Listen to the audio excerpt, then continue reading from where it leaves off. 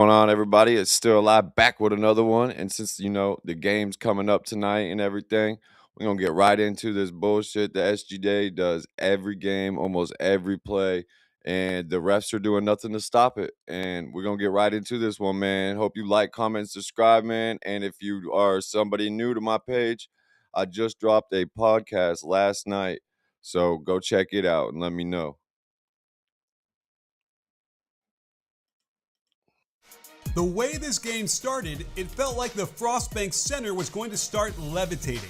It had been 9 years to the day since San Antonio had hosted a Western Conference Finals game, and they practically broke the record for most consecutive points to start, combining absolutely ferocious defense with incredible shot making. But give credit to OKC.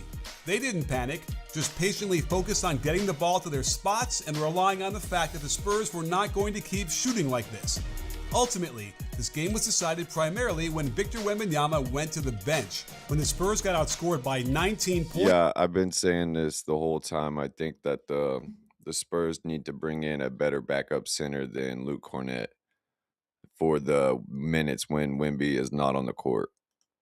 In 9 minutes. And while it seems that Spurs coach Mitch Johnson wanted to avoid the initial matchup of Caruso guarding Wemby in the first quarter, bidding adieu to his big man so early in this game was a mistake.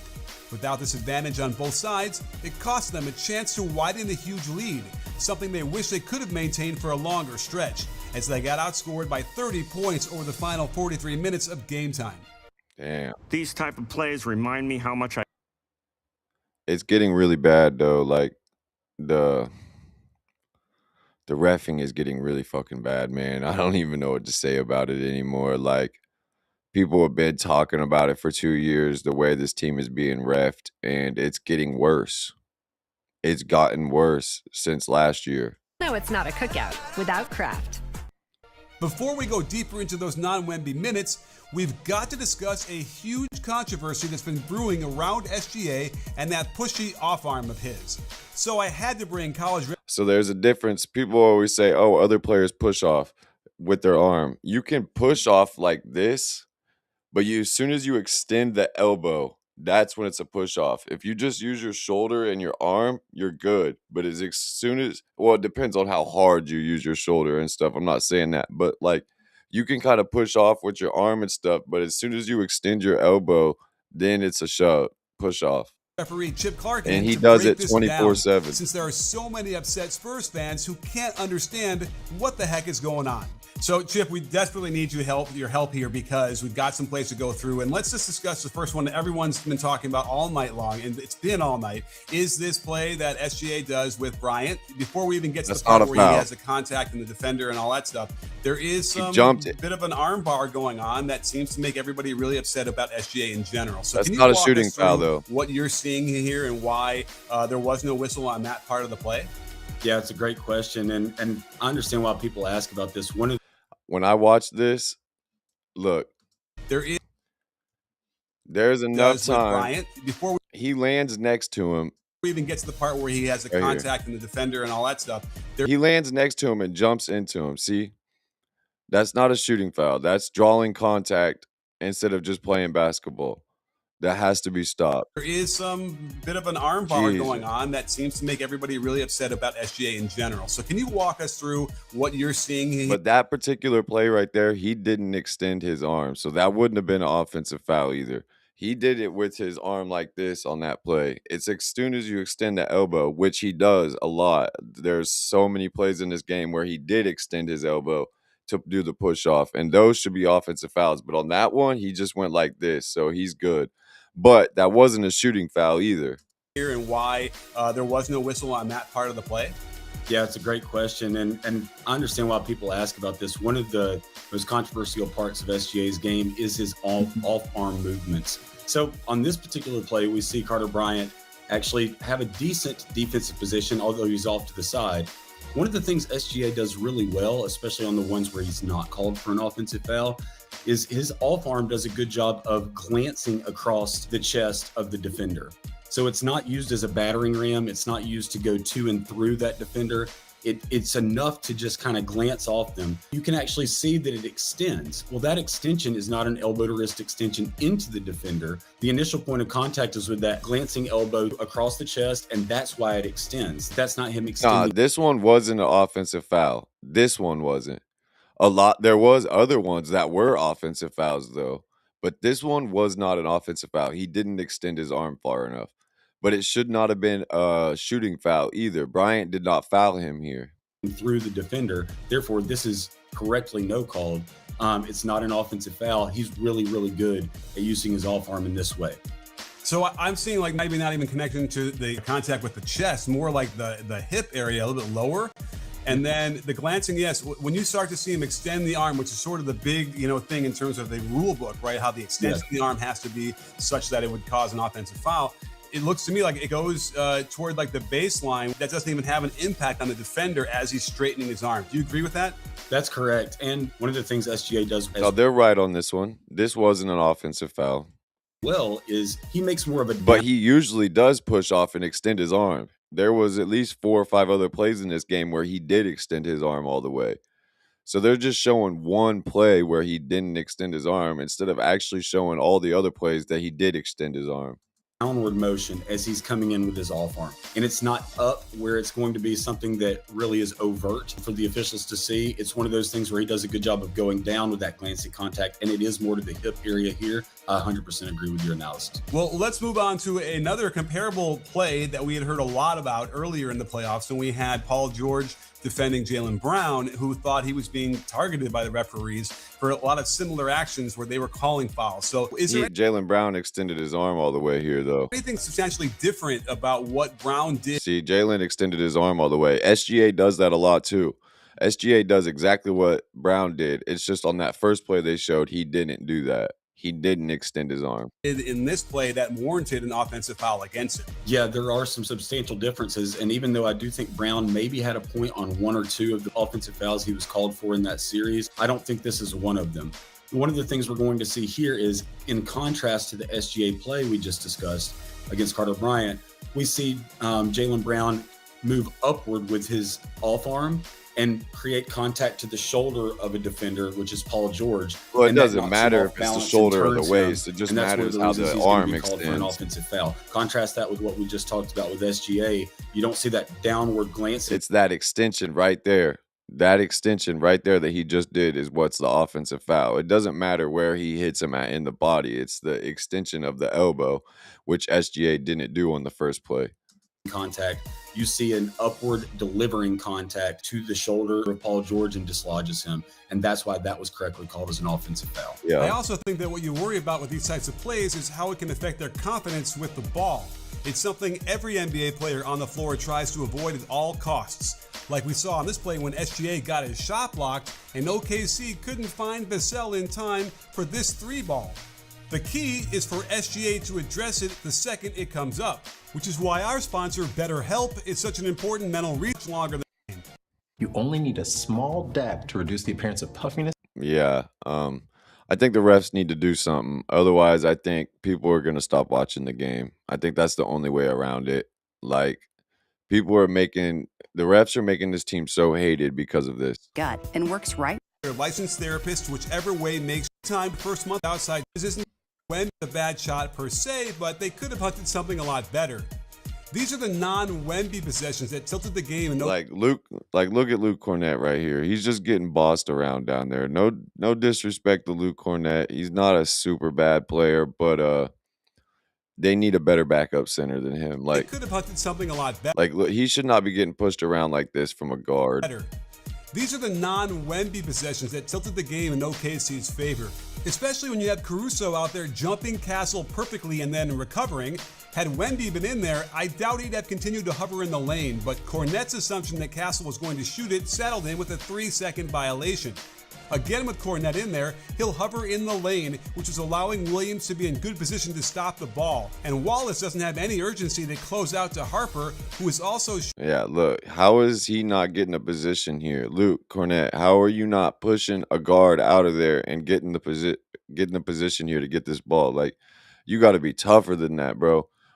shooting very poorly from three in I think Luke Cornett is going to be the downfall this year, honestly, because on the non-Wemby minutes, they struggle because they don't have a presence down there. They need somebody other than him. the series. With Cornette directing traffic, he strangely arranges the matchup so that he's not guarding Jay Will, but SGA instead. They do switch him off of that matchup, but it directly leads to Vassell getting beat back door. Watch Caruso continue to make great plays.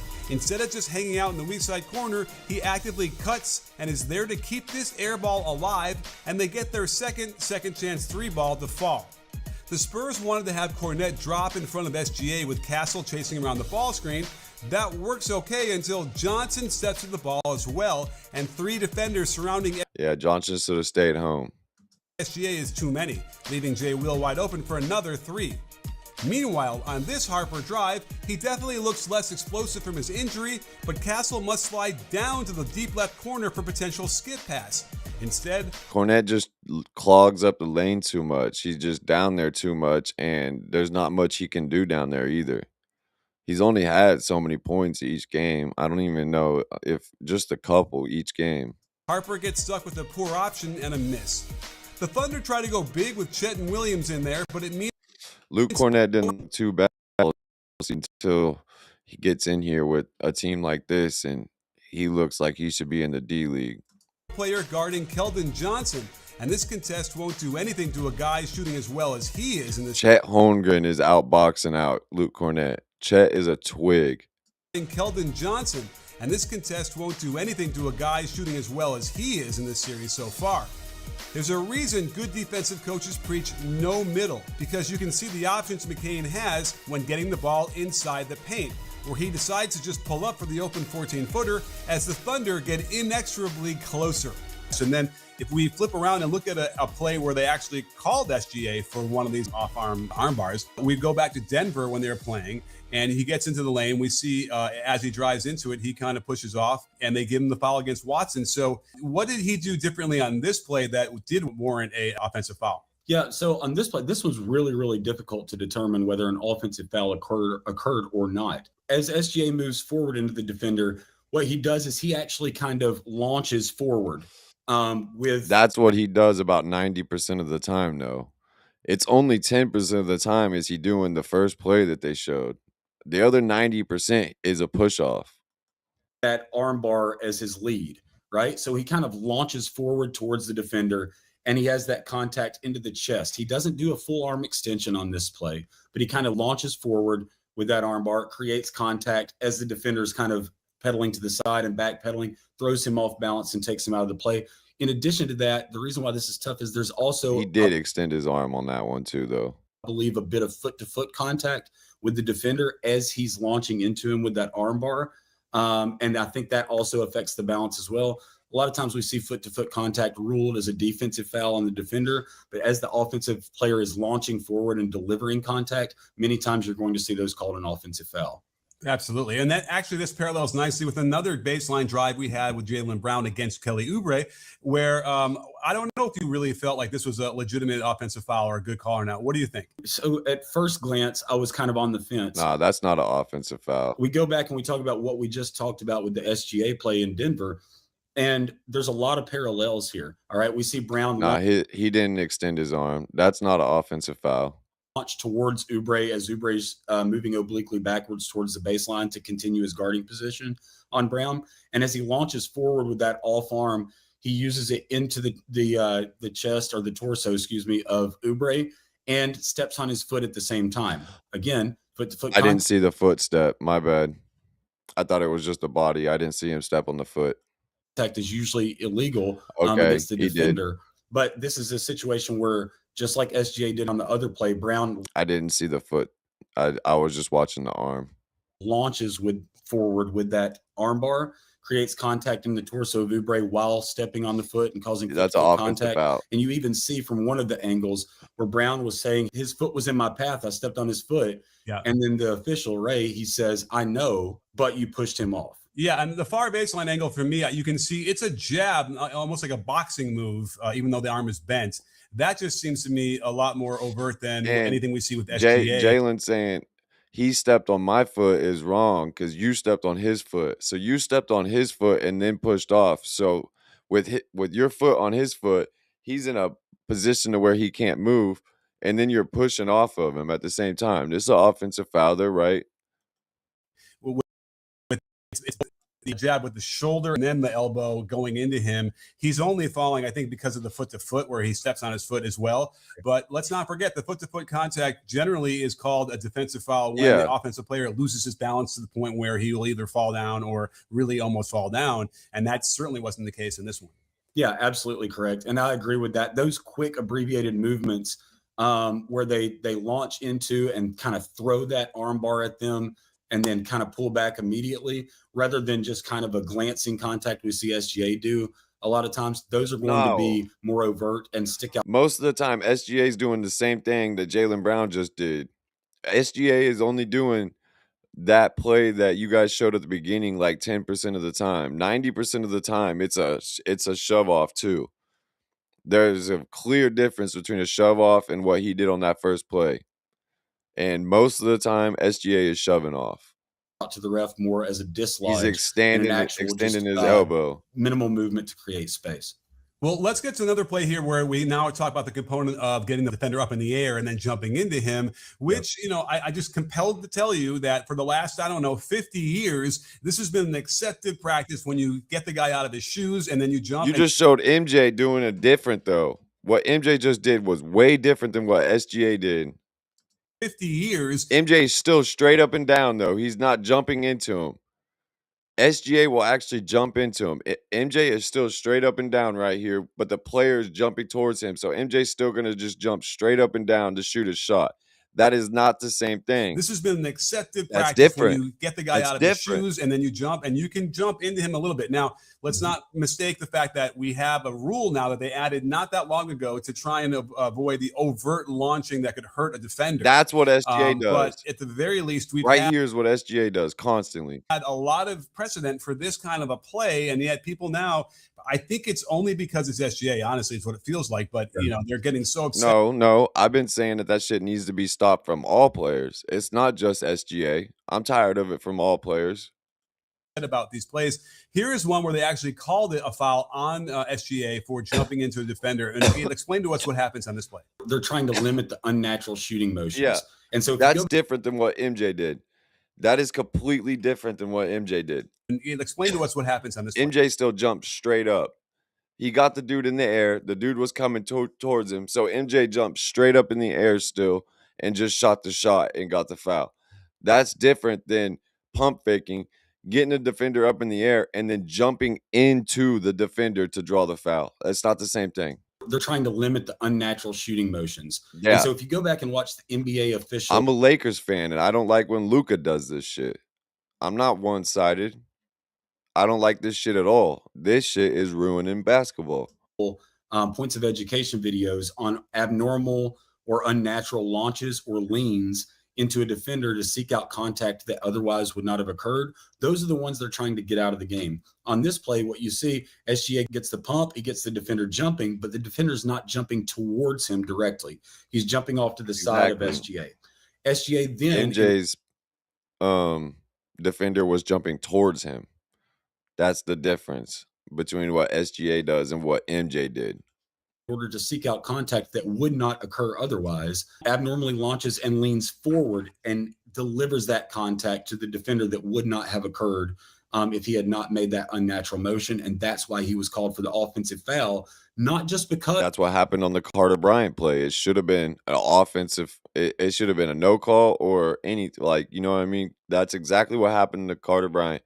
He landed to the side of SGA, and SGA leaned into him. That's not a freaking defensive foul. Those either need to be no calls or they need to start being offensive fouls because these players aren't going to stop doing it until they are penalized for it. Because that he initiated the contact, but also because of the result of the contact, which caused the defender to then fall to the floor and be taken out of the play. That's why that's ruled an offensive foul call. If it did not take the defender out of the play or cause him to fall to the floor, that would be simply a no call. Oh, okay. Great point as well. Now, which then leads you to believe that perhaps defenders are going to embellish all of that to make sure that component is fulfilled as part of the rule. But that one's tough. Larson looks like he's in pain.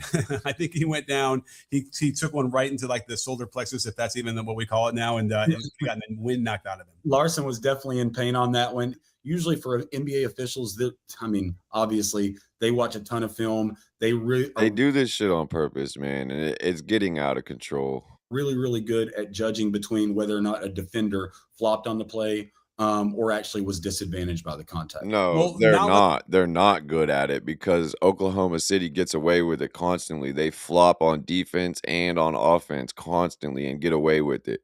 They're not very good at telling the difference. And if they are good at telling the difference, that means they are deliberately missing the calls on OKC.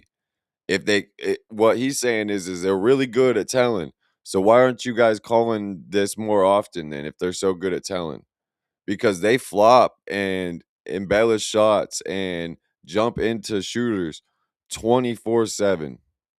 Shet literally acted like he got hit in the face and was on the ground crying, but the elbow hit him in the chest, not the face. They say you're supposed to get technicals in the NBA for flopping, but why didn't Chet get one right there for flopping then? Like, so they're not good at telling. let's go. Whether it's brand new or pre-owned, 3 wheels or 2, you'll find the bike. They say they're good at telling, but they're not.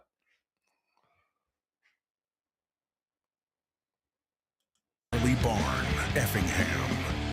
You said you held on to this for almost 15 years. Man, these AI ads get so old.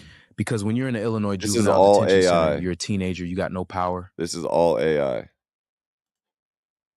He does in the original play we talked about at the start, where he ends up drawing the foul on Bryant, because there's some similarities to this. And now I'm trying to figure out exactly That's not a foul. why we would give SGA the foul on this play. That's a great question. With this play, SGA had done his step back and established his left foot as his pivot foot. Once he's established that, just because he got the defender in the air jumping towards him with the pump fake does not mean he's not allowed to pivot anymore. And you see him pivot by stepping forward with that right foot while his left foot, his pivot foot, was on the floor. And then That's a fucking not a foul. What are you talking about, dude? He jumped into Carter Bryant right there. If you jump into somebody that is not coming towards you, then it's not a foul. You're trying to draw a foul. He could have either just shot that or passed it. But he tried to jump into Carter Bryant for the foul. That's not a fucking defensive foul. he decides to start launching from there. But by then, the contact has already occurred as Bryant jumps in. No, oh my God, you have to be serious right now.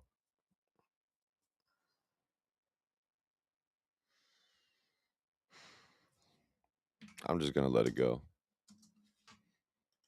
To him, and that's why this was correctly deemed a shooting foul. Yeah, and I think the contact spins him around, so it makes it look a lot worse than what people are thinking in terms of he wasn't even facing the basket. But, that said, if you're stepping through to shoot like a floater from the elbow area, I think it's a real fine line. That's not what he was doing. He was literally going up for the shot, and then as he goes up for the shot, he jumped into him. He wasn't going for a floater. What are we talking about? Between, you're starting to govern, when you can shoot a floater. Like you should be. But he was already establishing his shooting.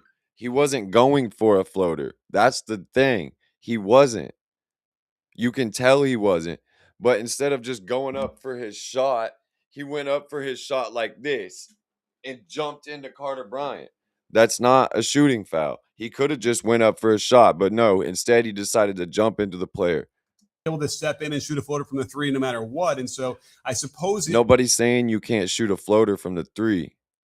But look, other part of that argument would then he was going up for his shot and then literally, oh my God, I'm not even you can do a step in floater from the 3 if there's no defender in front of you. But if you're going to do it where the defender is up in the air, it feels like it's obvious that that's what he's doing. And then they all then expect the referee to say, okay, I now see what you're doing. And then we have to call that an offensive foul, which you probably have seen in the past as well. It is an offensive and so foul my or a only no worry call. is that you start to legislate the freedom of shot selection that a player would have if you say they can't, that's unnatural, or you can't shoot that shot.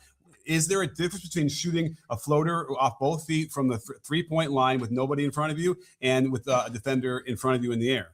No, not really. I mean, we don't. Once we start legislating what offensive players can and can't do with their pivot foot or with stepping through or anything like that, I think the game's going to be in a bad place.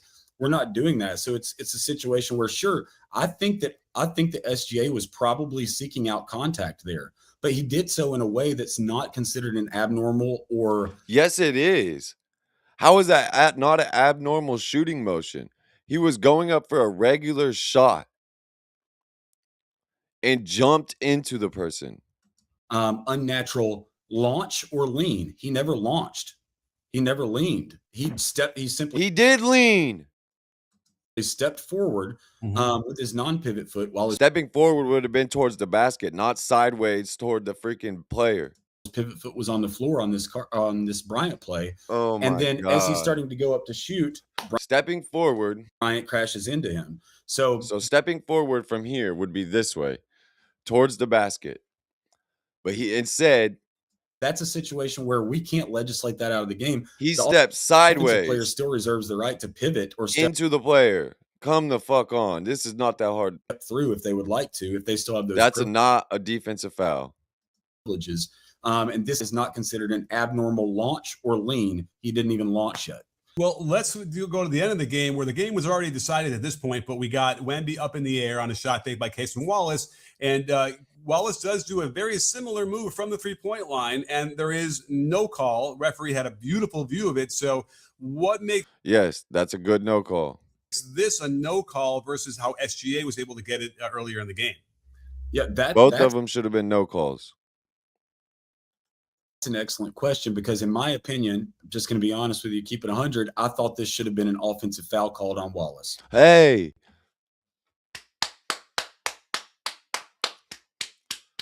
Oh my God. We agree on something. Here's my reasoning for this. We go back to the SGA I mean, play. shit, me and this dude have agreed on quite a bit, but there's some of it we haven't agreed on. 2 plays ago where we talked about where he jumps off both feet into the defender and creates contact that otherwise would not have occurred. Now, on this play, Wemby does leave his feet and is jumping across the face of Wallace. Okay. He knows that Wallace is starting to launch forward and into him. And so he tries to bend his body forward to avoid that upper body contact just in case there's a chance that the official might call a foul on him. Mm-hmm. As he bends forward like this, Wemby does. That's just smart IQ basketball by Wemby. At year 3 to be doing shit like this, and at the end of a game when you're losing already, that's just smart IQ basketball, man. He's going to be trouble. Whether they win this year or not, he's going to be a problem for the next 10 years as long as he can stay healthy. But I think their biggest downfall right now are the non-Wemby minutes. I think they need to find a better backup center. And then I think they have a real contender team. If they had a better backup than Luke Cornett for the non-Wemby minutes, I think they would really have a contender. Like, I think this would be a different series if it was somebody like, I don't even know, DeAndre Ayton even would be better than Luke Cornett in here right now. DeAndre Ayton put up decent numbers against OKC. Like, if he was their backup, oh boy, they'd be a scary team because he's not as good as Wemby. I'm not saying that. He's not even close to as good as Wemby, but he puts up decent numbers. And if he was coming in behind Wemby just for the non-Wemby minutes, they'd be scary. Wallace abnormally, this would classify because that's another lob threat, and that's DeAndre Ayton's a huge lob threat. Like, Luke Cornett is not that much of a lob threat. Like, he's not really doing much down there. Ayton grabs boards. Like, Ayton can pass a little bit. Ayton runs the court. So, like, yeah, if they had him coming in behind Wemby, I think they would be really scary. Even though he's on my Lakers and I like DeAndre Ayton, I think we have some other players that we should get rid of before him. But I think he would be a badass backup center behind Wemby for sure. An abnormal launch forward to seek out contact that otherwise would not have occurred. And we see as he launches forward, there is lower body contact to Wemby as he's bending forward. Okay. And in that situation, I believe that contact to the hip of Wimby is what causes him to fall to the floor and be taken out of the play. In my opinion, a no call isn't the correct Hey, I said no call just because I like it physical. But if he wants to call an offensive foul on this, cool. As long as they don't call a defensive foul, because this is not a defensive foul.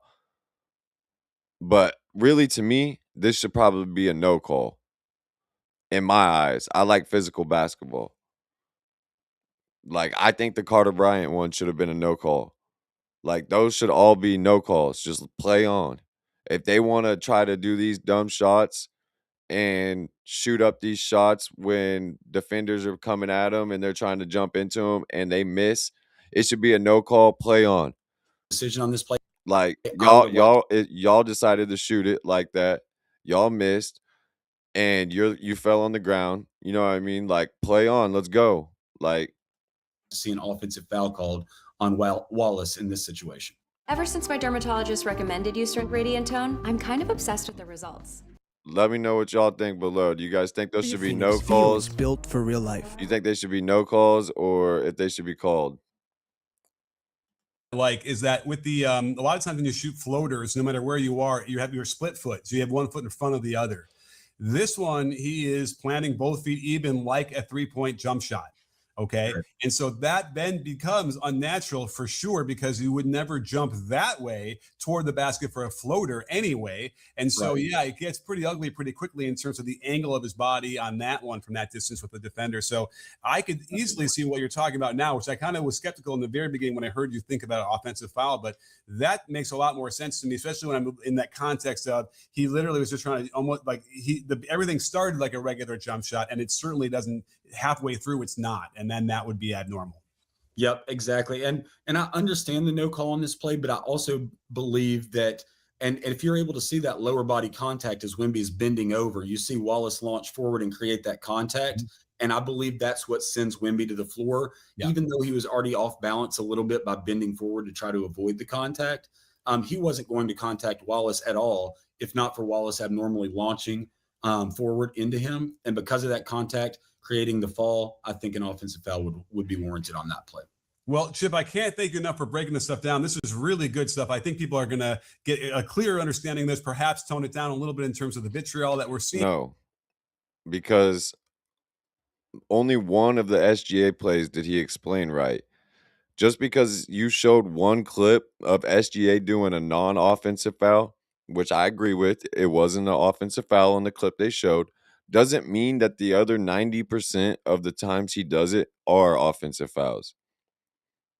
Why didn't you show any more clips? Why did we only show one clip of him doing it the right way and one clip of him doing it the wrong way? Because he does it the wrong way more times than he does it the right way. So, I mean, nobody's going to tone it down because you only showed one play of him doing it the right way.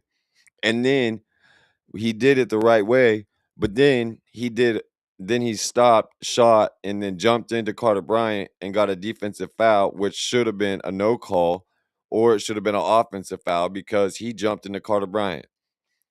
So this is what I'm saying. So, like, you show him doing one right play, but then doing a wrong play a half a second later or a second later in the shot. And then you don't show him doing that same move 100 other times the wrong way.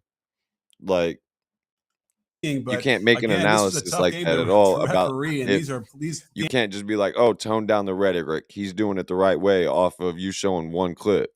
Because there's thousands and thousands of videos out there of him doing it the wrong way. games and the pace and everything is must be almost impossible to try and keep up with. So I'm impressed so far with what they've been doing. Yeah, I am too. And I expect there to be some more questions too in regard to this, because the off arm movement and these quote unquote push offs, they're tough plays to officiate. So I can only imagine how, if they're tough plays to officiate for these NBA refs who have studied film, studied the rules for decades to get to this point in their career, I can understand how. Well, they're actively missing these calls for OKC and a lot of other players and just letting it happen. might be difficult for some people to grasp the nuance of these rules. But they are just by actively letting OKC break a lot of rules, like on defense and shit. They are actively hanging all over the Spurs and not getting any calls. It's not just physical basketball. They're literally grabbing people's arms while they're freaking going up for layups and shit, grabbing people by their dreads, all kinds of shit, and not getting any calls. seeing this few-minute video, but hopefully we did move the needle a little bit and give some more clarity. For sure. And I want to be on the record as saying there are some of the SGA ones that they need to get. And I haven't seen one from last night, but every once in a while he does. There was a bunch. There was a whole bunch from last night. Like we saw with Jaylen Brown. Those are the ones that need to be called more. And so we have a whole bunch of plays last night where he jumped into people or used his arm in the wrong way. What happens in game 4, but thanks so much. Not last night, the night before, because this video is from yesterday. The game was the night before that. For coming on, breaking it down, and we'll see you in the next live. Happy to do it. See you soon. Spurs fans either, basketball fans. But man, let me know what y'all think below, man. Make sure y'all like, comment, subscribe, man. It's still live checking out.